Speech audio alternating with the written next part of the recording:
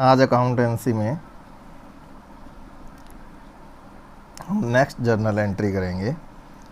पहले हमें बताया था ओनली जब कैश आता है तो हम डेबिट करते हैं, जब कैश जाता है तो क्रेडिट करते हैं।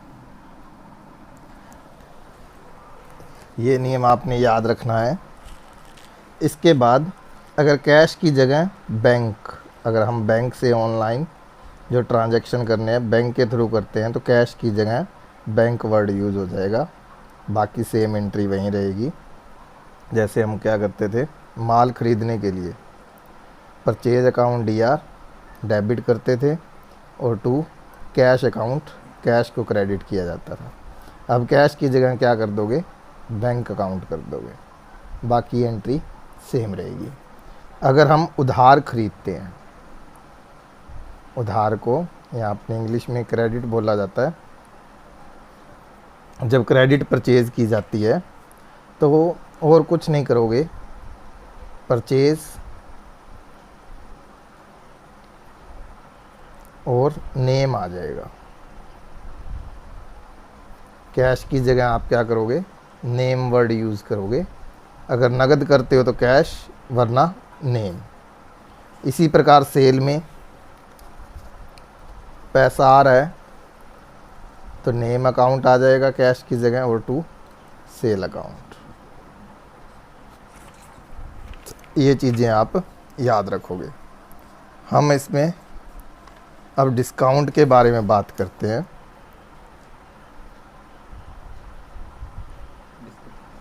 दो तरह की डिस्काउंट होती है, ट्रेड डिस्काउंट और कैश डिस्काउंट। ट्रेड नाम से पता है, व्यापारिक छूट बोलते हैं, और कैश डिस्काउंट को नगद छूट। व्यापारिक छूट का मतलब जब हम परचेज या सेल करेंगे, परचेज या सेल करते हैं उसी टाइम हमको क्या मिलती है, छूट मिलती है। जैसे आप 1000 रुपये MRP है तो हमें कह देते हैं कि आप ख़रीदोगे तो 20% क्या है आपको डिस्काउंट मिलेगी, वो ट्रेड डिस्काउंट होती है। उसकी हम अलग से एंट्री नहीं करते, एंट्री सेम रहेगी। Purchase account DR to cash ख़रीदा है तो जितने में ख़रीदा है, तो 1000 है, 20% काट के जो एंट्री होगी वो 800 की होगी, क्यों 1000 का जो 20% बनेगा वो 200 रुपये बनेगा और ये 8। इसी प्रकार कैश डिस्काउंट नाम से पता चल रहा है नगद छूट। जब आप कैश पेमेंट देते हो, याद रखना, परचेज मान लो आपने उधार ख़रीदा था पहले, अब कैश पेमेंट दे रहे हो, साथ के साथ वो टाइम दे देता है आपको, इतने दिन के अंदर पेमेंट कर देते हो, या साथ के साथ आप कैश पे कर देते हो तो कैश और आपको क्या मिलेगी, डिस्काउंट रिसीव्ड बोलते हैं, क्योंकि हमें डिस्काउंट प्राप्त हो रही है तो रिसीव्ड। इससे हमें कैश कम देना पड़ेगा और इसलिए हमें इसको क्रेडिट साइड लिखना होता है, क्योंकि डेबिट और क्रेडिट दोनों साइड का टोटल क्या होना चाहिए, इक्वल होना चाहिए। ये हमेशा एंट्री में याद रखना। जैसे 800 है, अब इस पे 3% अगर छूट है तो कितनी हो जाएगी, 24 पे छूट हो जाएगी, और परचेज़ में 800 और बाकी जो जितना रहेगा 76 वो आपको क्या मिल जाएगी, छूट मिल जाएगी। ये डिस्काउंट वाली एंट्री हैं। जो एंट्रियाँ हैं ये थोड़ी सी यानी कि समझने में एक बार डिफ़िकल्टी आती है, लेकिन जैसे जैसे बार बार आप करोगे इसको, आप क्या करो, सिंपल यानी कि शॉपकीपर खुद को मान के या खुद को कस्टमर समझ के आप इसको एंट्री को करके देखो, फिर आपको समझ आ जाएगी। सिंपल है, सिंपल आपको पहले कैलकुलेशन करनी आनी चाहिए। कैलकुलेशन में हम सिंपल, जैसे आप 1000 रुपये के शूज़ लेने जाते हैं और दुकानदार हमें 20% लेस पे देता है, तो दुकानदार जो आपको बिल काट के देगा वो कितने का होगा, 800 का। हम तो क्या है 1 पीस या 2 पीस लेके आएंगे, लेकिन जो बिज़नेस आपस में डील करते हैं वो बहुत सारे पीसीज को लेके डील करते हैं। जैसे 1000 शूज़ ख़रीदने हैं तो उनके लिए स्पेशल ऑफ़र दिया जाता है। वो कहते हैं कि आप नगद दे दोगे तो आपको हम इसमें और छूट दे देंगे, जैसे 3% छूट दे देंगे। तो 800 में से 3% 24 लेस हो जाएंगे, 76 के पर पीस वो उनको लगेगा। ये आपने बस कैलकुलेशन करना सीखना है, इसके बाद आपको इस पे बहुत कुछ है जो इसके बारे में समझना आ जाएगा। बिज़नेस स्टडी में आज हम जो आपका कल बिज़नेस की फॉर्म बताई थी, सोल ट्रेड के बारे में बात करेंगे और पार्टनरशिप के बारे में बात करेंगे। ये दोनों इम्पोर्टेंट कंसेप्ट है और आगे आपके अकाउंट में भी पार्टनरशिप काम आएगी। Sole trade, sole mean single होता है और ट्रेड मीन व्यापार होता है। जब पर्सन, सिंगल पर्सन के द्वारा व्यापार किया जाएगा उसे हम क्या बोलेंगे? सोल ट्रेड बोलेंगे। एकल व्यापार बोला जाता है हिंदी में, सिंगल पर्सन जब व्यापार करता है। इसके जो मेरिट्स होती हैं और डीमेरिट्स होती हैं। मेरिट्स को हम गुण बोलते हैं, जो फ़ायदे होते हैं, और डीमेरिट्स को अवगुण बोला जाता है। पहली मेरिट्स में क्या होता है? इजी डिसीजन होते हैं, जो निर्णय है वो आसानी से लिए जा सकते हैं, क्योंकि आपको पता है सिंगल पर्सन होता है, वो आसानी से डिसीज़न ले सकता है। टोटल प्रॉफिट शेयरिंग उसका होता है, जितना भी वो कमाएगा टोटल प्रॉफिट होता है। थर्ड, इजी फॉर्मेशन, बनाना आसान होता है। आपने बिज़नेस करना है, सिंगल आप बिज़नेस है, दुकान खोलना चाहते हो तो सिंगल पर्सन आसानी से क्या है, दुकान को ओपन कर सकता है। और सीक्रेट, यानी कि सारी इन्फॉर्मेशन है वो गुप्त रहती हैं, क्योंकि वो अकेला होता है और वो इन्फॉर्मेशन को गुप्त रखता है। ये इनके मेरिट्स है मेन। डीमेरिट्स में क्या आएगा?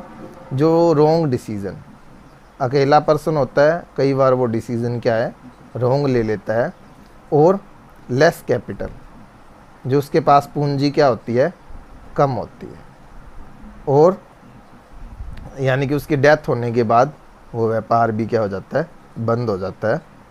ये इसकी क्या है, मेन डीमेरिट्स है, जो हम सोल ट्रेड में पढ़ेंगे। जब हम पार्टनरशिप की बात करते हैं तो पार्टनरशिप में आपको बताया था 2 और मोर पर्सन होते हैं, जो आपस में मिलके क्या करते हैं, व्यापार करते हैं। और इनमें प्रॉफिट शेयरिंग रेशो पहले से फिक्स होती है। प्रॉफिट शेयरिंग का मतलब वो प्रॉफिट एंड लॉस को किस रेशो में बांटेंगे, ये बात आपको ध्यान रखनी है। 2 और मोर पर्सन होते हैं, प्रॉफिट शेयरिंग रेशो वो पहले से डिसाइड करके रखते हैं। इसमें क्या होता है, मेरिट्स और डीमेरिट्स की जब हम बात करेंगे, इजी फॉर्मेशन होती है,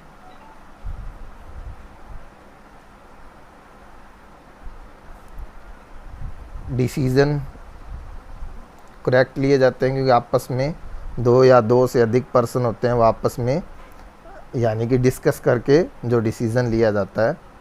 थर्ड, कैपिटल, जैसे सोल ट्रेड की अपेक्षा एक पर्सन होता है, उसके पास क्या कैपिटल है वो लेस होती है, लेकिन इसमें 2 और मोर पर्सन होते हैं तो वो कैपिटल है वो इजी अरेंज कर लेते हैं। ये मेन इसकी क्या है, मेरिट्स है। जब हम डीमेरिट्स की बात करेंगे तो ये चीज़ है, क्योंकि इसमें जो कैपिटल है वो ज़्यादा नहीं होती, यानी कि इसमें ज़्यादा से ज़्यादा 10%, कई कम पार्टनरशिप है वहाँ पे 20% बस इतने ही हो सकते हैं, इसलिए ज़्यादा जो पैसा है हम अरेंज नहीं कर सकते। और अगर 2 ही पर्सन है, उसमें से एक की डेथ हो जाएगी तो पार्टनरशिप क्या है, अपने आप ही ख़त्म हो जाती है। ये चीज़ें आपको थोड़ी इसमें ध्यान रखनी पड़ेंगी। मेन जो इनका मेरिट्स और डीमेरिट्स आपको यही मिलेंगी जो पार्टनरशिप में है। कल आपको जो हमने बताया था प्राइमरी डाटा और सेकेंडरी डाटा,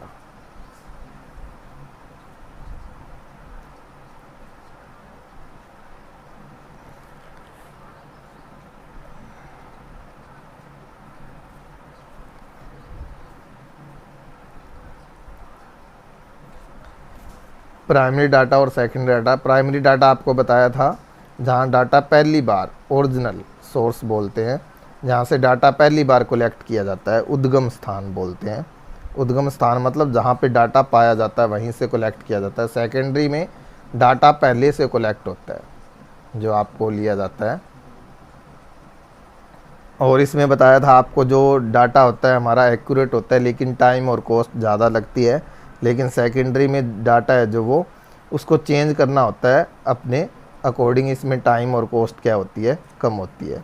प्राइमरी डाटा में जब हम करेंगे, इसके हैं 2 मेथड मेन है, वैसे तो 3 हैं, डायरेक्ट, इनडायरेक्ट और लोकल इन्वेस्टिगेशन।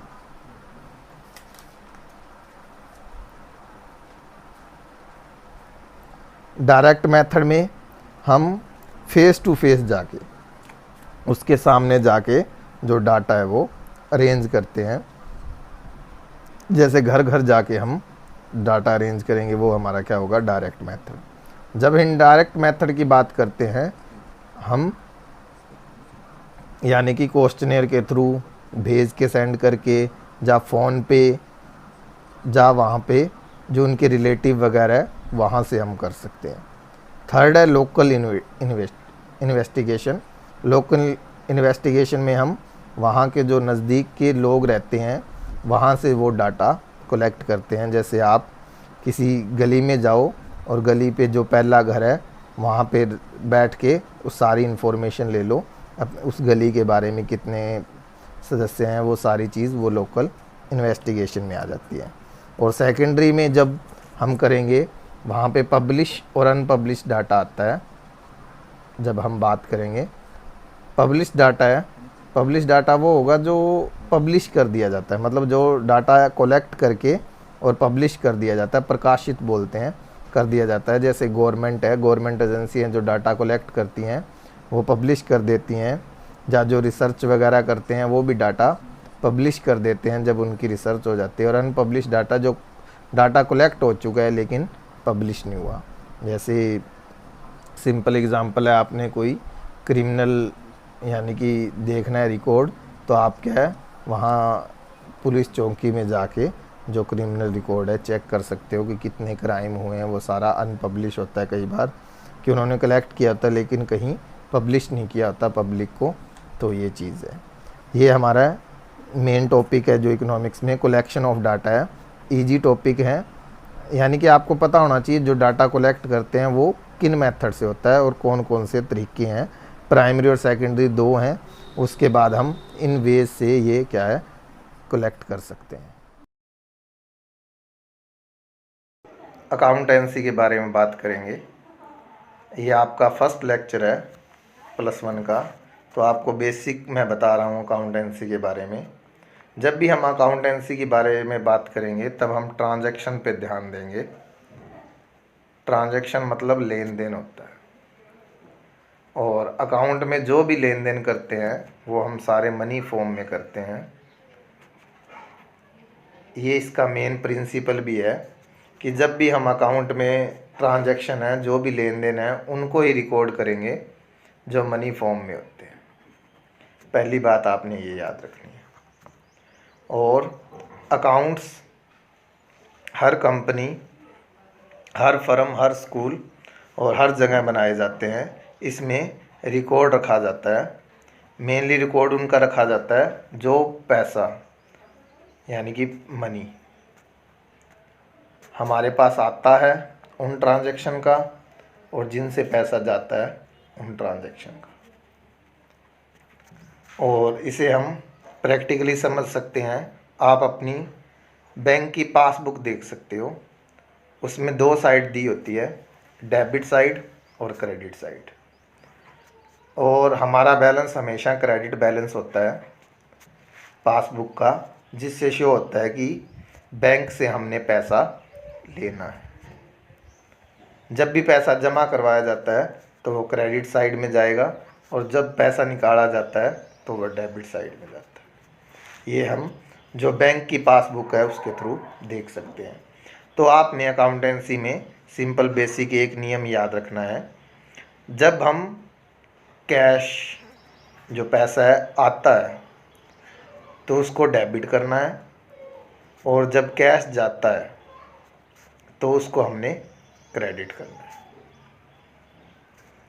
ये बेसिक नियम है जो हम कहते हैं कि अकाउंटेंसी का मूल मंत्र है। आपको बस इसकी प्रैक्टिस करनी है। कैश आ रहा है तो आपने डेबिट करना है, कैश जा रहा है तो आपने क्रेडिट करना है। इसको आपने ध्यान में रखना है। मैं एग्जांपल से समझा रहा हूँ। जब हम कोई चीज़ परचेज़ करते हैं, याद रखना, परचेज़ और सेल वर्ड तभी यूज़ होगा बिजनेस में जब आप जिस चीज़ का व्यापार कर रहे हो, उस गुड्स से रिलेटेड ही आप ट्रांजैक्शन करते हो, तब हमने परचेज़ और सेल वर्ड यूज़ करना है। एग्जांपल के रूप में आप कपड़े की दुकान कर रहे हो, क्लॉथ्स की, तो क्लॉथ से रिलेटेड जितने भी आप अगर ख़रीद रहे हो तो परचेज़ बोलोगे, और बेच रहे हो तो सेल वर्ड यूज़ करोगे। क्लॉथ की जगह आप परचेज़ और सेल वर्ड यूज़ करोगे। आपको पता है, पर जब आप परचेज़ करते हो तब पैसा आपसे जाएगा, और जाता है तो आपको क्या करना है, क्रेडिट। और इसमें लिखने का तरीका है जो हम इसमें आपको बता रहा हूँ। डेबिट करने के लिए परचेज अकाउंट होगा, वो आप डेबिट करोगे। क्या आप माल खरीद रहे हो तो इसलिए एक अकाउंट को आप डेबिट करोगे, और टू कैश नगद खरीद रहे हो तो उसको क्रेडिट करोगे। आपने याद रखना है, जब भी आप कोई जर्नल एंट्री करते हो तो आप दो साइड करते हो, एक डेबिट और एक क्रेडिट। तो सबसे पहले आपने ये ध्यान रखना है, जब कैश आता है तो आपने डेबिट करना है, कैश जा रहा है तो क्रेडिट करना है। इसको इस एग्जांपल से समझ सकते हैं। जब आप माल खरीदते हो, यानी कि कपड़े की दुकान कर रहे हो और कपड़ा खरीद के ला रहे हो, तो आपकी तरफ से पैसा जा रहा है, तो आपने कैश को क्या करना है, क्रेडिट। और क्रेडिट लिखने के लिए यहाँ पे to cash account word use किया जाता है। और आप कपड़ा खरीद रहे हो, आपको बताया क्लॉथ वर्ड यूज़ नहीं करेंगे, उसकी जगह हम परचेज़ वर्ड यूज़ करेंगे, उसको आप डेबिट करोगे। क्योंकि हर ट्रांजैक्शन जो भी लेन देन करते हो उसमें एक अकाउंट को डेबिट होता है, एक अकाउंट क्रेडिट होता है। कैसे, एक आदमी के पास पैसा आ रहा है तो दूसरे आदमी से क्या है, पैसा जा रहा है, इसलिए एक अकाउंट को हम डेबिट करते हैं, दूसरे को क्रेडिट। इसी प्रकार सेल की जब ट्रांजैक्शन करते हो, सेल का लेन देन करते हो, जब गुड्स बेचते हो तो हमारे पास क्या आ रहा है, पैसा आ रहा है। पैसा आ रहा है तो आप क्या करते हो, कैश अकाउंट डेबिट करोगे और टू सेल अकाउंट करोगे। ये आपकी यानी कि पैसे आने की, अगर हमारे पास पैसा आ रहा है आपने क्या करना है, उसको डेबिट करना है। और दूसरा अकाउंट किससे वो आ रहा है, आप क्या कर रहे हो, कपड़े को बेच रहे हो, इसलिए कपड़ा वर्ड यूज़ नहीं करेंगे, यहाँ पे आप क्या करोगे, सेल वर्ड यूज़ करोगे। ये हमने अकाउंटेंसी में जो बेसिक बातें हैं उनको ध्यान रखना है। इसमें हम बिजनेस स्टडी के बारे में बात करेंगे। नेक्स्ट टॉपिक है जो आपका बिजनेस स्टडी में जब हम बात करेंगे, आपको तीन चीज़ों पे ध्यान देना होगा, बिजनेस, प्रोफेशन और एम्प्लॉयमेंट। अगर इन तीनों को आपने समझ लिया तो आपके लिए बिजनेस स्टडी है वो काफ़ी आसान हो जाएगी। क्यों, आपका फर्स्ट टॉपिक है, स्टार्टिंग ही है अभी, तो इन तीनों को आपको क्लियर करना पड़ेगा।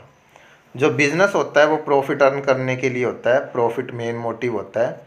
और हम किसके द्वारा करेंगे, purchase and sell of goods, यानी कि परचेज को हम बोल सकते हैं buying and selling, selling of goods and service.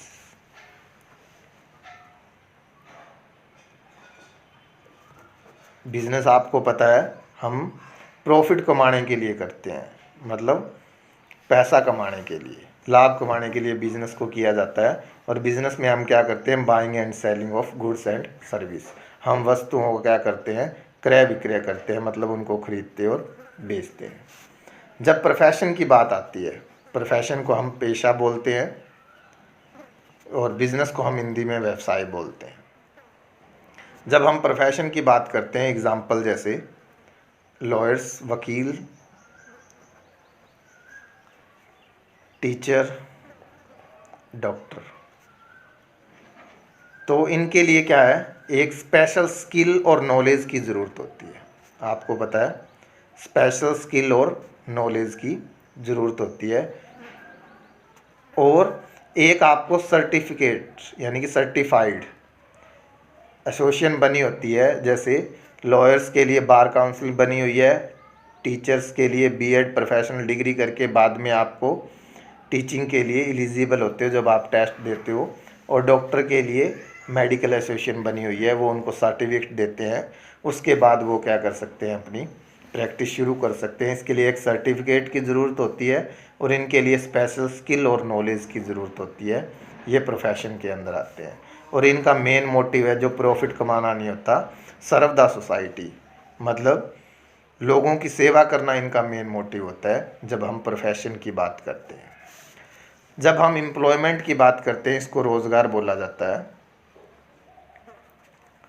तो इसका मतलब एक पर्सन है जो दूसरे पर्सन के लिए काम करता है, वन पर्सन है वो दूसरे पर्सन के लिए क्या करता है, वर्क करता है, और उसके बदले में उसको क्या मिलती है, सैलरी बोल सकते हो, वेजेस बोल सकते हो। ये यानी कि इसमें एक पर्सन है दूसरे पर्सन के नीचे, यानी कि उसके ऑर्डर फॉलो करता है और उसके लिए क्या क्या करता है, काम करता है, जिसको सैलरी और वेजेस बोलते हैं। एग्जाम्पल के लिए जैसे टीचर है कोई, वो स्कूल में जॉब करता है, तो उसको क्या है, वो स्कूल के लिए काम कर रहा है और स्कूल जो है उसको टीचर को क्या है, सैलरी प्रोवाइड कर रहा है। ये मेन है जो बिजनेस स्टडी में आप ध्यान रखोगे इतनी बात का। नेक्स्ट जो हमारा थर्ड सब्जेक्ट है इकोनॉमिक्स, उसके बारे में बात करेंगे। ये स्टार्टिंग है, आपने 9th और 10th में भी इकोनॉमिक्स के बारे में पढ़ चुके हो, और आपको जो हमारी +1 की इकोनॉमिक्स है उसमें बेसिक दो ही चीज़ें हैं। दो फर्स्ट पार्ट है उसमें हम स्टैटिक्स के बारे में बात करेंगे, जो आप 10th क्लास में भी मीन मीडियन मोड उसके रूप में पढ़ चुके हो।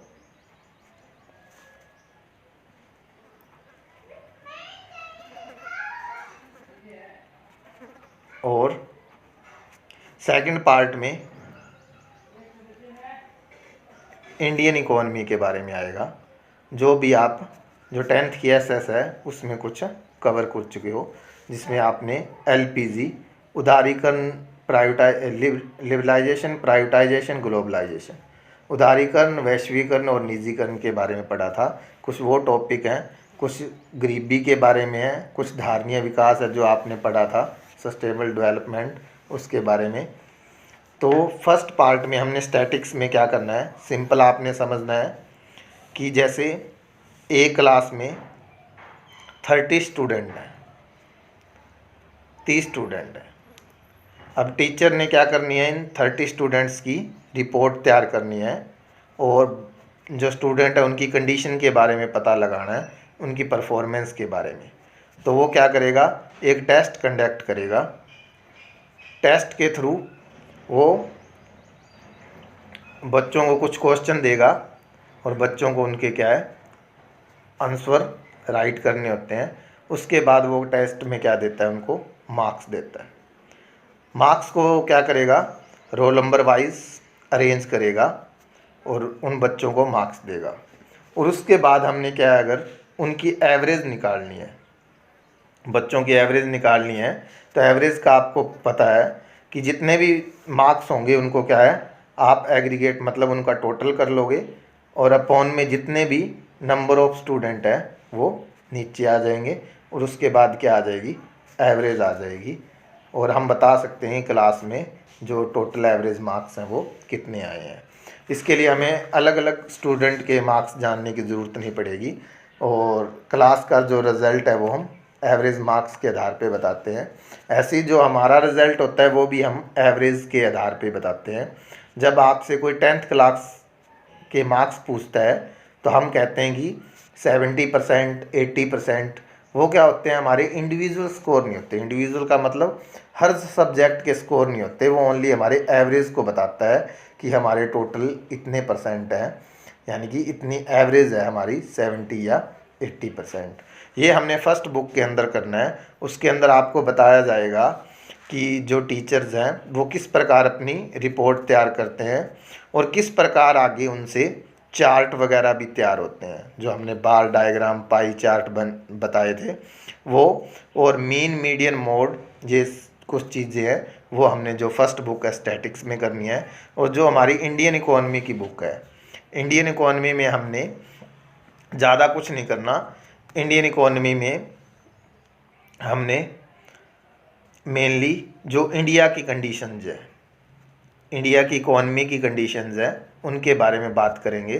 जैसे हमारे एम्प्लॉयमेंट कितना है, हमारे देश में रोज़गार कितना है, पॉवर्टी, हमारे देश में गरीब लोग कितने हैं, हमारे देश में हेल्थ फैसिलिटी कितनी है, कितने हॉस्पिटल्स हैं, कितने स्कूल कॉलेजेस हैं, इनके बारे में जो बेसिक चीज़ें हैं। और इंडिया का हमने कंपेयर करना है किसके साथ, आपकी बुक में ओनली पाकिस्तान और चाइना के साथ कंपेयर किया हुआ है जो सेकंड बुक में है। इकोनॉमिक्स का सिलेबस इतना ही है, ज़्यादा नहीं है। तो इस वीडियो को आप ध्यान से देखना और इसको आप बार बार सुनना ताकि आपको ये बातें आसानी से समझ आ जाए। आज की वीडियो में हम अकाउंटेंसी के दूसरे एस्पेक्ट, मतलब दूसरे रूल्स के बारे में बात करेंगे। तो कल आपको वीडियो में बताया था, जैसे हम अकाउंटेंसी में जब भी जर्नल एंट्री करते हैं तो एक नियम आपने याद रखना है, जब कैश आता है तो आपने डेबिट करना है, और कैश जाता है, आपसे जा रहा है, तो आपने क्रेडिट करना है। और इसको हम एंट्रियों की हेल्प से कर सकते हैं, और जैसे जैसे आपकी प्रैक्टिस होती जाएगी ये नियम आपको अच्छी तरह से समझ आ जाएगा। लेकिन हम इस नियम से करने से पहले हम कल ने एक प्रिंसिपल की आपसे चर्चा की थी, आपको बताया था हम उन्हीं एंट्रियों को रिकॉर्ड करेंगे जिनको हम मनी फॉर्म में, मॉनेटरी फॉर्म में कन्वर्ट कर सकते हैं। ये अकाउंट का फर्स्ट प्रिंसिपल है, हमें उन्हीं लेन देनों का, जब उन ट्रांजैक्शन को रिकॉर्ड किया जाता है जिसको हम मनी फॉर्म में कन्वर्ट कर सकते हैं। जो हमारा दूसरा नियम है वो भी इजी है, उसमें बस हमें ये समझना पड़ेगा, प्रिंसिपल भी है, जो ओनर और फर्म, जो भी हमारा बिजनेस है, वो दोनों अलग पर्सन है, टू डिफरेंट पर्सन है। जैसे जैसे आप स्टडी करोगे आपको पता चल जाएगा, जो ओनर है वो नेचुरल पर्सन होता है, और जो हमारी फर्म होती है वो आर्टिफिशियल पर्सन होती है। आर्टिफिशियल पर्सन मतलब इसको जो मान्यता प्राप्त करता है वो हमारे कोर्ट, यानी कि न्यायालय सिस्टम, लीगल सिस्टम है जो हमारा, वो उसको एक पर्सन मानता है।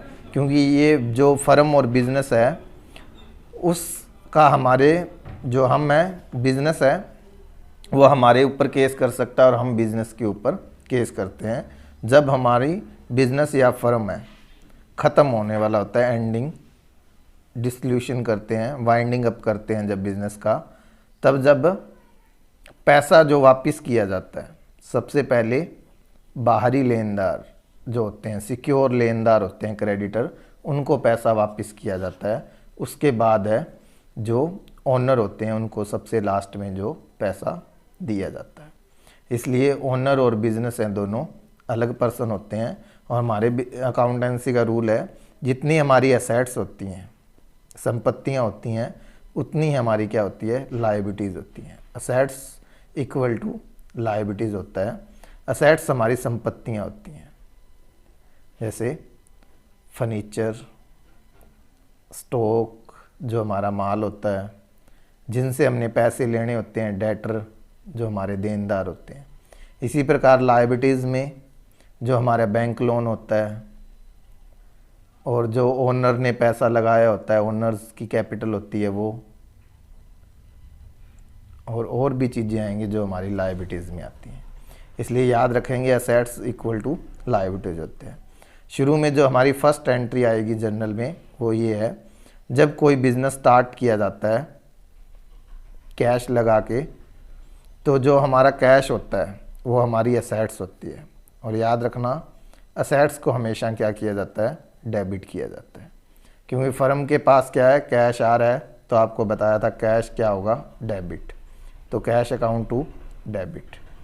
लेकिन ये कैश है वो फर्म की क्या बन जाता है, लायबिलिटीज़ बन जाता है। और लायबिलिटीज़ हमेशा क्या होती हैं, क्रेडिट होती हैं। ये धीरे धीरे आपको समझ आ जाएगा कि जो हमारी संपत्ति है उनको डेबिट किया जाता है और जितने भी दायित्व होते हैं उनको क्रेडिट किया जाता है। तो कैश को किस में कन्वर्ट कर दिया जाएगा? कैपिटल में। क्यों? याद रखना, जो भी पैसा हम लॉन्ग टर्म के लिए लगाते हैं, लॉन्ग टर्म मतलब लंबे समय के लिए लगाते हैं, वो हमारी कैपिटल में कन्वर्ट हो जाता है, मतलब वो पूंजी बन जाता है व्यापार की।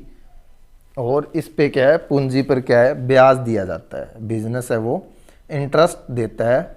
इस पे किसको पे करेगा? जो ओनर होते हैं, जो कैपिटल को इन्वेस्ट करते हैं, उनको क्या है?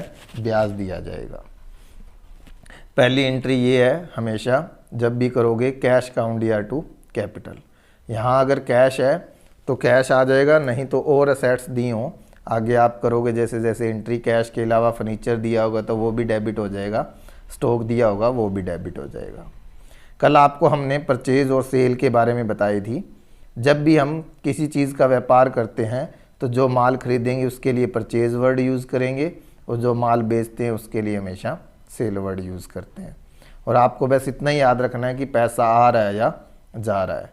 तो जब परचेज़ करते हैं तो पैसा जा रहा है तो इसलिए क्रेडिट करते हैं, और जब सेल करते हैं तो पैसा आ रहा हो तो इसलिए कैश को डेबिट करेंगे और सेल को हम क्रेडिट करते हैं। ये जर्नल एंट्री का रूल है। अब जब हम जो हमने माल परचेज़ किया है उसको हम वापस कर देते हैं, उसको बोलते हैं परचेज रिटर्न। और जो हमने माल सेल किया था, ग्राहक हमें अपना वो माल वापस कर देता है, उसको बोलते हैं सेल रिटर्न। इन दोनों केस में अपोजिट एंट्री होगी।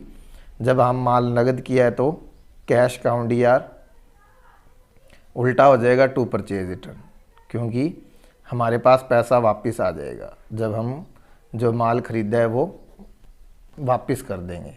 और जब जो माल हमने बेचा था ग्राहक को वो वापस कर देगा तो हमसे पैसा चला जाएगा, तो सेल रिटर्न, और पैसा चला जाता है तो क्रेडिट हो जाता है, तो कैश आ जाएगा। ये हम इसमें ध्यान में रखेंगे। और उसके बाद जो याद रखना, आपको बताया कि ओनर और फर्म है जो दोनों सेपरेट पर्सन है। ओनर है वो नेचुरल पर्सन होता है, फर्म होती है वो आर्टिफिशियल पर्सन होती हैं, और दोनों अलग अलग होते हैं। अगर ओनर अपने पर्सनल यूज़ के लिए, पर्सनल यूज़ मतलब व्यक्तिगत प्रयोग के लिए कोई भी पैसा निकालता है तो उसको हम क्या बोलेंगे?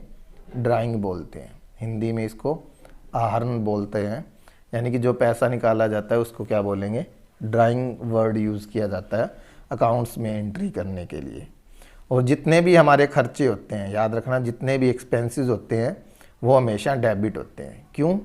क्योंकि उससे हमारा जो पैसा है वो जाता है, इसलिए जो कैश वो क्या हो जाएगा?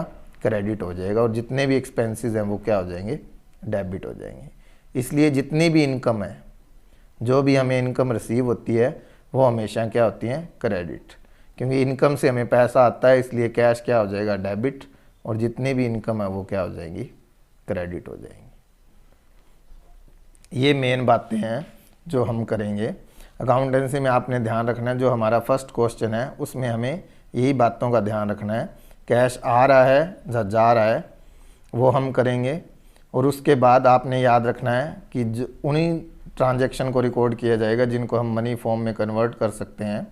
और बाद में ओनर और फर्म, याद रखना ये प्रिंसिपल भी है कि दोनों सेपरेट अलग अलग व्यक्ति होते हैं और इसलिए दोनों को अलग माना जाता है। ओनर जो शुरू में पैसा लगाएगा, कैश है, वो बिज़नेस को दे रहा है तो वो बिज़नेस का क्या बन जाएगा? दायित्व बन जाएगा। और जो कैश आया है वो संपत्ति होती है, और असेट्स और लायबिलिटीज़ हमेशा बराबर होते हैं। परचेज और सेल के बारे में कल बता दिया था। जब हम जिस चीज़ का व्यापार करते हैं, अगर उस चीज़ को खरीदते हैं तो परचेज वर्ड यूज़ करते हैं, उस माल को बेचेंगे तो सेल वर्ड यूज़ करेंगे। अगर जो हमने माल खरीदा है उसको वापस कर देंगे तो परचेज रिटर्न होगा, और जो ग्राहक को बेचा गया माल हमारे पास वापस आ जाता है वो सेल रिटर्न होता है। और जितने भी एक्सपेंसेस होते हैं वो हमेशा डेबिट होंगे, और जितनी भी इनकम होगी वो क्रेडिट होगी। और एक बताया था ओनर और फर्म अलग अलग होते हैं, इसलिए ओनर अगर पर्सनल यूज़ के लिए, अपने व्यक्तिगत प्रयोग के लिए कोई भी पैसा निकालेगा उसको हम ड्राइंग बोलते हैं। ये बात का आप ध्यान रखोगे। बिज़नेस में जैसे कल हमने डिस्कस किया था बिज़नेस प्रोफेशन और एम्प्लॉयमेंट के बारे में। दोबारा रिपीट कर देता हूँ। बिजनेस होता है जो हमारा अर्न प्रॉफिट के लिए होता है, जो हम लाभ को अर्जित करते हैं। क्या कैसे? बिजनेस में आपको पता है कि हम वस्तुओं का या सेवाओं का आदान प्रदान करते हैं, मतलब क्रय विक्रय करते हैं और उससे हम प्रॉफिट जनरेट करते हैं। प्रोफेशन के लिए आपको बताया था आपके पास एक नॉलेज, स्पेशल नॉलेज और स्किल की ज़रूरत होती है, जैसे डॉक्टर है, वकील है, उनके पास। और एम्प्लॉयमेंट में हम दूसरे पर्सन के लिए काम करते हैं और उससे हमें सैलरी मिलती है या वेजेस मिलते हैं, वो मिलते हैं।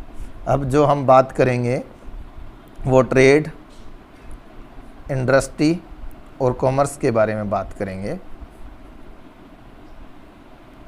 जो हमारा ट्रेड होता है वो क्या होता है? Exchange of goods and service होता है, जिसको हम व्यापार बोलते हैं। इसमें गुड्स, वस्तुओं और सेवाओं का जो है लेन देन किया जाता है, उसको हम ट्रेड बोलते हैं।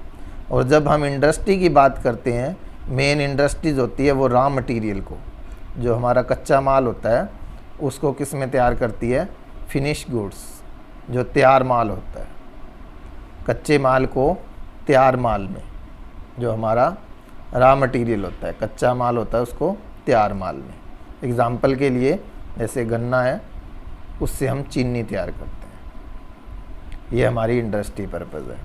और जब हम कॉमर्स में करते हैं तो कॉमर्स में हम माल बनाने से लेके वितरण तक की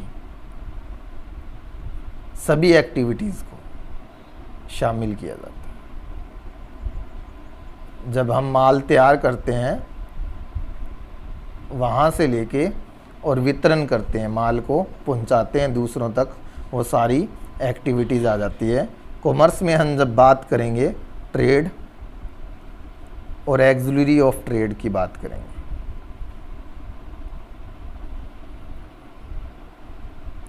व्यापार की, और व्यापार में जो सहायक क्रियाएं होती हैं। आपको पता है व्यापार को सहायक बनाने के लिए क्या क्या चाहिए? बैंकिंग की ज़रूरत होती है, क्योंकि बैंक हमें लोन देता है। इंश्योरेंस की ज़रूरत होती है, ट्रांसपोर्ट की ज़रूरत होती है, एडवर्टाइजमेंट जो विज्ञापन करती हैं, ऐड देती हैं, उनकी ज़रूरत होती है। इस प्रकार ये सर्विसेज हैं जो व्यापार में हेल्प करती हैं। और आज हम बिज़नेस के जो मेन, यानी कि बिज़नेस की फॉर्म्स के बारे में डिस्कस करेंगे। जो मेन आपकी, ये आपको ओवरव्यू दे रहे हैं ताकि आपको बिज़नेस स्टडी है वो इजी लगे। फॉर्म्स में पहला होता है सोल ट्रेड, जिसको हम बोलते हैं एकल व्यापार। जो हमारे नॉर्मल शॉपकीपर होते हैं जो गलियों में, एकल व्यापार का मतलब एक आदमी व्यापार करता है। जैसे हम सिंगल, एक आदमी कोई शॉप करता है तो उसको सोल ट्रेड बोलते हैं। बाद में आ जाता है ज्वाइंट हिंदू फैमिली बिजनेस, जो हमारे खानदानी बिजनेस होते हैं। इसमें यानी कि फैमिली के सभी लोग मिलके वो व्यापार करते रहते हैं, और इसमें करता है जो मेन होता है, वो प्रबंध होता है, वही बिजनेस को संभालता है। थर्ड होती है कंपनी। कंपनी से पहले हम पार्टनरशिप के बारे में बात करेंगे। पार्टनरशिप आपको पता है 2 या मोर पर्सन, 2 या 2 से अधिक पर्सन मिलके कोई फर्म बना लेते हैं, और जो पर्सन होते हैं वो पार्टनर कहलाते हैं, और जो फर्म होती है उसको हम पार्टनरशिप फर्म बोलते हैं। कंपनी में क्या होते हैं? बहुत सारे पर्सन होते हैं, और कंपनी की एक स्टैंप होती है, और कानून की नज़र में ये लीगल पर्सन होता है, मतलब ये कानून द्वारा मान्यता प्राप्त होती हैं कंपनी। जैसे रिलायंस, टाटा, ये सारी कंपनी है, और जिसके पास 51% शेयर होते हैं। याद रखना, 51% जिसके पास हिस्सा होता है वो कंपनी का ओनर होता है। उसके बाद जो हम बात करेंगे वो कोऑपरेटिव सोसाइटीज़ की बात करेंगे। इसमें भी वॉलेंट्री मेंबर होते हैं, कुछ पर्सन मिलके अपने मेंबर्स के लिए, मेन इनका जो मोटिव होता है अपने मेंबर्स की सहायता करना होता है। जैसे गाँव में सोसाइटीज़ बनी होती हैं फार्मर को लेके, वो फार्मर के लिए जैसे मान लो 10 पर्सन है, वो आपस में मिलके पैसा इकट्ठा करके बीज लेके आते हैं, जो यूरिया वगैरह है, जो स्प्रे वगैरह वो सारे ले आते हैं। उनको क्या कम रेट पे ये चीज़ें मिल जाती हैं और वो आपस में बांट लेते हैं। और किसी किसान को यानी कि उनमें से किसी को ज़रूरत हो तो उसको कम रेट पे क्या है पैसा प्रोवाइड करवाते हैं। और गवर्नमेंट भी क्या करती है, इनकी हेल्प करती है।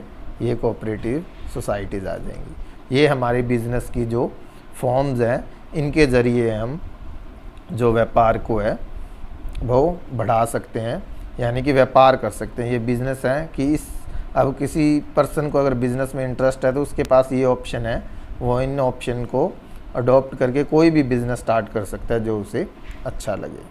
और यही हमने बिज़नेस स्टडी में पढ़ना है। आगे इन पे ही चैप्टर हैं और जो बैंकिंग, इंश्योरेंस, ट्रांसपोर्ट, ये सारी चीज़ें आ जाएंगी।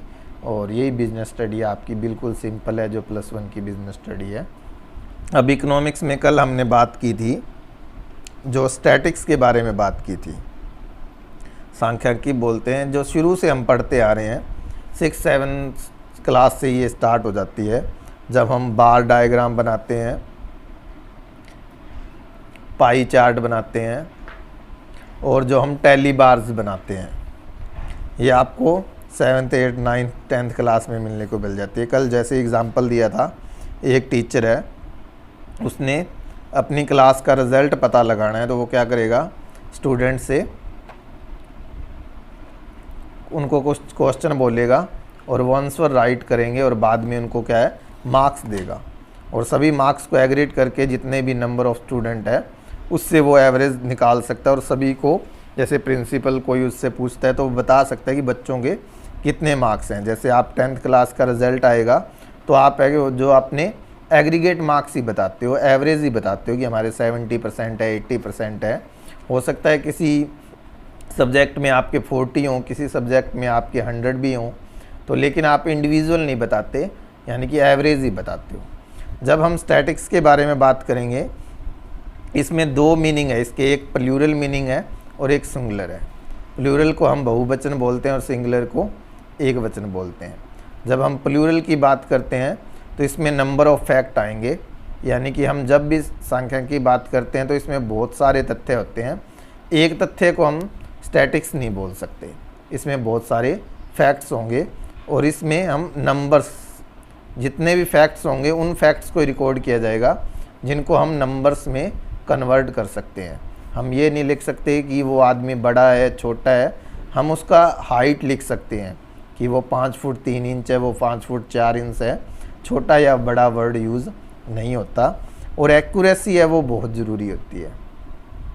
और इसमें जो हमारे रिज़ल्ट होते हैं वो एवरेज होते हैं। और ये मेन बातें आ जाती हैं इसमें जब हम प्लूरल की बात करते हैं। जब हम सिंगुलर की बात करते हैं तो इसमें पहला कलेक्शन ऑफ डाटा आएगा कि आप डाटा कैसे कलेक्ट करते हो, फिर बाद में डाटा को प्रेजेंट कैसे करते हो, और बाद में उनको एनालिसिस आ जाएगा, विश्लेषण कैसे करते हो।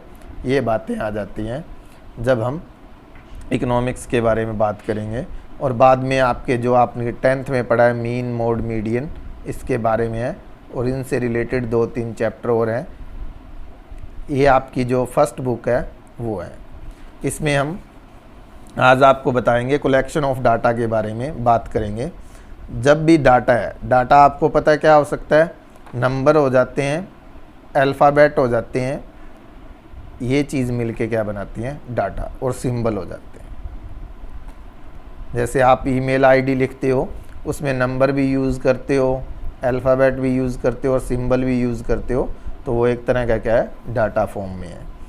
और डाटा फॉर्म में मतलब इसमें क्या है बहुत सारी चीज़ें होती हैं, उनसे जो हमें सही इन्फॉर्मेशन चाहिए। मान लो एक स्कूल है, वहाँ पे जब रिज़ल्ट अनाउंस करते हैं तो इसमें सभी सब्जेक्ट के मार्क्स होते हैं, लेकिन वो डाटा हो गया। लेकिन जब जो इंग्लिश का टीचर है उसे ओनली इंग्लिश के मार्क्स चाहिए तो वो क्या बनेगी, उसके लिए इन्फॉर्मेशन मिलेगी, क्योंकि वो उनको रिज़ल्ट को ही क्या करेगा एनालिसिस करेगा। उसे और सब्जेक्टों के रिज़ल्ट से कोई मतलब नहीं होता। मतलब उसे ओनली अपने सब्जेक्ट के ही मार्क्स चाहिए और उसके बेस पे ही वो रिज़ल्ट प्रिपेयर करता है, वो हमारा हो जाएगा। अब डाटा है जो दो प्रकार का हो जाता है जो कलेक्शन करते हैं, एक होता है प्राइमरी और एक होता है सेकेंडरी। एक को बोलते हैं प्राथमिक, दूसरी को बोलते हैं द्वितीय। प्राथमिक डाटा वो होता है जो हम पहली बार इकट्ठा करते हैं ओरिजिनल सोर्स से, और सेकेंडरी होता है जो डाटा पहले से इकट्ठा किया होता है। सिंपल एग्जांपल है, आपने एक गांव के टोटल पॉपुलेशन का पता करना है, जब जितने वोटर हैं उसका पता करना है कि कितने लोग हैं जो गांव में उनका वोट बना हुआ है, यानी कि वो मतदान कर सकते हैं। तो एक तरीका तो यही है कि आप हर घर में जाओगे और वहाँ जाके सदस्यों की संख्या पूछोगे और पूछोगे कितने अडल्ट हैं जिनकी एज 18 से ऊपर है और जिनका वोट बना हुआ है। तो ये आप हर गांव में जाओगे, मान लो 500 घर हैं तो 500 घर में जाके, हर घर में जाके आप क्या करोगे, डाटा इकट्ठा करोगे। वो हमारा क्या होगा, प्राइमरी, क्योंकि जहाँ पे डाटा है वहीं से जाके आप इकट्ठा कर रहे हो। इसमें क्या है, टाइम और कॉस्ट ज़्यादा होती है लेकिन एक्यूरेसी होती है, क्योंकि हर घर में जाके आप डाटा पता कर रहे हो तो एक्यूरेट डाटा आपको मिलता है। लेकिन सेकेंडरी डाटा वो होता है जो पहले से इकट्ठा होता है। जैसे आप गांव में सरपंच के पास जाओगे, उसके पास जो वोटर लिस्ट होती है वहाँ से आप क्या करते हो, डाटा ले लेते हो, तो वो सेकेंडरी डाटा होता है। उसमें क्या है, टाइम और कॉस्ट भी कम होती है लेकिन वो पूरी तरह से एक्यूरेट मतलब नहीं कह सकते, हो सकते हैं कि कई वोट और जुड़े और वो लिस्ट पुरानी हो, ये सारा चीज़ हो सकती है। अब जब हम प्राइमरी और सेकेंडरी डाटा के बारे में बात करेंगे, इनके मेथड्स हैं और उनकी डीमेरिट्स और मेरिट्स के बात करेंगे। इस चैप्टर में इतना है। इस चैप्टर में जो मेन चीज़ है वो क्वेश्चनेयर होती है। क्वेश्चनेयर आपको बता देते हैं, इसको प्रश्नावली बोलते हैं। इसमें क्या करते हैं, प्रश्नावली में हम ज़्यादा कुछ नहीं, एक लिस्ट बनाते हैं, उसमें छोटे छोटे क्वेश्चन लिखे होते हैं, छोटी छोटी इन्फॉर्मेशन लिखते होते हैं जिसे भरना आसान हो जाए, और उसके बेस पे हम रिज़ल्ट निकालते हैं। हमें कोई भी इन्फॉर्मेशन चाहिए, जैसे हम फॉर्म भरते हैं, आपने फॉर्म भरे होंगे जो बोर्ड्स के एग्ज़ाम के फॉर्म होते हैं, या री के फॉर्म, या कोई भी बैंक में भी जब हम खाता खुलवाते हैं, अकाउंट ओपन करवाते हैं, उसमें फॉर्म होता है, वो एक तरह का क्वेश्चनेयर होता है। उसमें क्या होता है, क्वेश्चन की फॉर्म में होता है पहले आपका नेम, फादर नेम, वो सारी चीज़ें होती हैं और आप इन्फॉर्मेशन वाइज भरते रहते हो और उसके बेस पे बाद में आपको बैंक अकाउंट ओपन होता है। उसी प्रकार क्वेश्चनर होता है। क्वेश्चनर में वो क्वेश्चन लिखे जाते हैं जिसको आपका डाटा चाहिए। जो मेन इनका पर्पज़ होता है वो रिसर्च में यूज़ करते हैं। जब आप पीएचडी वगैरह करते हो तो ये सब्जेक्ट आपको वहाँ पे भी पढ़ना पड़ेगा दोबारा, वहाँ पे आपको क्वेश्चनर वगैरह तैयार करना सिखाएंगे और कैसे आपको रिसर्च करनी है वो भी सिखाते हैं। अब हम इकोनॉमिक्स में जो तीसरी बात करेंगे, इसमें दो मेथड हैं जिससे आप रिज़ल्ट निकाल सकते हो। एक होता है सेंसिस मेथड जिसको जनगणना विधि बोलते हैं, और एक होता है सैंपल मेथड। जब हम सेंसिस मेथड की बात करते हैं, जनगणना विधि बोलते हैं, और सैंपल मेथड, सैंपल आपको पता है कि जैसे कणक की एक बोरी होती है, उसमें से हम कुछ पार्ट निकाल लेते हैं, मतलब थोड़ी सी अमाउंट में गेहूं निकाल लेते हैं, उसको हम सैंपल बोलते हैं। आप कहीं भी जाते हो, जैसे आपने मूंगफली भी खरीदनी है या मटर खरीदते हो, तो वो क्या करते हो, पहले सैंपल चेक करते हो। सैंपल का मतलब एक दो मटर उठा के आप चेक करते हो कि वो कैसे हैं, बाद में डिसाइड करते हो कि हमने मटर लेने हैं या नहीं। इसी प्रकार सेंसिस मेथड जिसको जनगणना विधि बोलते हो, इस सेंसिस मेथड में क्या होता है, हर आइटम को चेक किया जाता है। यानी कि अगर आपने 100% पे स्टडी करनी है, 100 लोगों पे, तो 100 लोगों का आप क्या करोगे, डाटा इकट्ठा करोगे। और उसमें जैसे मान लो एक क्लास का रिज़ल्ट देखना है आपने, रिज़ल्ट क्लास में क्या है, 30 बच्चे हैं, तो आप 30 के 30 स्टूडेंट हैं, उनसे क्वेश्चनिंग करोगे और चेक करोगे, वो हो जाता है आपका सेंसिस मेथड। और उसके आधार पे आप बताओगे कि क्लास का क्या रिज़ल्ट है, एवरेज है, इंटेलिजेंट है क्लास, या नील है। दूसरा सैंपल मेथड है। सैंपल मेथड में आप क्या करोगे, सेंसिस में तो टाइम लग जाएगा, 30 स्टूडेंट है, उनसे पूछना पड़ेगा, हर स्टूडेंट से क्वेश्चनिंग करोगे। उसके बाद सैंपल में क्या करोगे, आप 10 या 15 स्टूडेंट हैं, उसको, यानी कि उनसे जो आप रिज़ल्ट लोगे, 10 स्टूडेंट भी ले सकते हो, 15 स्टूडेंट भी ले सकते हो, उसके आधार पे आप क्या निकालोगे, रिज़ल्ट निकालोगे। जैसे जैसे स्टूडेंट की संख्या बढ़ती जाएगी आपकी रिज़ल्ट में एक्यूरेसी भी बढ़ती जाएगी।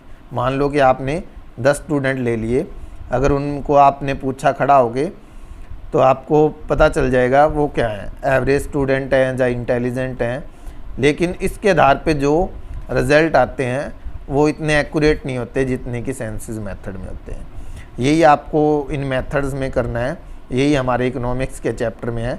बाकी इकोनॉमिक्स जो +1 की है बहुत इजी है, बस आपको थोड़ा बहुत यानी कि प्रैक्टिकल होना पड़ेगा, क्योंकि ये सारी चीज़ें आपकी, अगर पॉलिटिकल साइंस सब्जेक्ट भी देखोगे +2 का, उसमें प्रोजेक्ट मेथड आता है। प्रोजेक्ट मेथड करोगे तो भी उसमें परियोजना बोलते हैं प्रोजेक्ट को, तो भी ये चीज़ें आएंगी। और जब आप पीएचडी करते हो या कोई भी सरकारी जॉब करते हो जहाँ पे आपने सर्वे करना है, सर्वे करोगे तो यही बातें आपको आएंगी और उनसे बाद में रिज़ल्ट निकालना होगा, वो स्टैटिक्स का ही काम होता है। और ये इंटरेस्टिंग सब्जेक्ट है। इनको जो वीडियो आपको दी जा रही है इनको ध्यान से सुनो और बार बार सुनो, ताकि ये सब्जेक्ट आपको आसानी से समझ आ सके।